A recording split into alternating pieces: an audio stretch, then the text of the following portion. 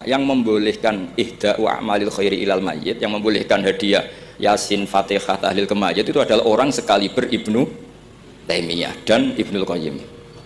Sehingga dengan kita pakai ilmiah yang diterapkan Bali Maksum, kita ini merasa orang keren, orang global, orang yang keren lah. Karena guru-guru kita Bali Maksum, Mbah Hamid biasa mentahlili, Mbah Munawir semua mentahlili guru-gurunya. Di level ulama global ada Ibnu Taimiyah dan Ibnul Qayyim.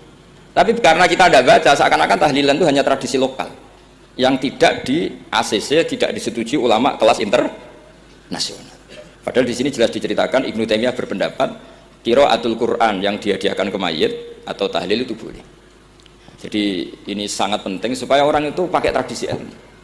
Saya pernah ngaji sama Mbak Mun, diberitahu kalaupun Rasulullah pernah kunut sekali, biasanya perdebatan kan, oke, Rasulullah pernah kunut tapi ahyanan. Pertanyaannya adalah setiap Nabi pernah melakukan sesuatu itu akan menjadi sunatan mutaba'ah apa enggak? Tentu jawabannya iya. Nabi meskipun melakukan kunut andekan hanya sekali, tapi karena pernah dilakukan Nabi, maka kebaikan ini akan menjadi sunatan mutaba'ah, sunat yang harus kita ikuti terus atau boleh kita ikuti terus. Jadi nggak boleh misalnya Rasulullah itu puasa Senin Kemis juga ahyanan, tidak selalu. Rasulullah itu tofa rokiban juga ahyanan, bukan selalu.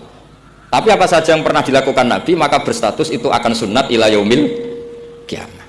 Sehingga nggak bisa misalnya di hadis itu ahyanan, kemudian kamu beristidlal ini boleh dilakukan hanya ahyanan karena Nabi juga melakukan hanya ahyanan. Tidak bisa seperti itu.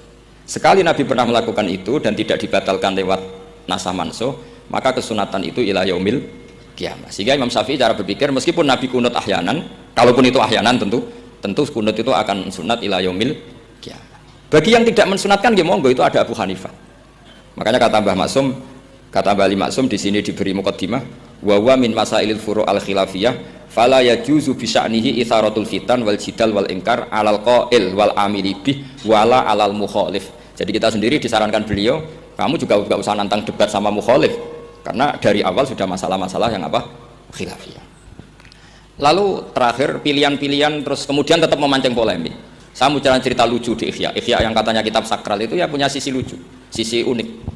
Nabi Musa sebagai Nabi Bani Israel itu sering digugat karena orang Israel itu tukang debat.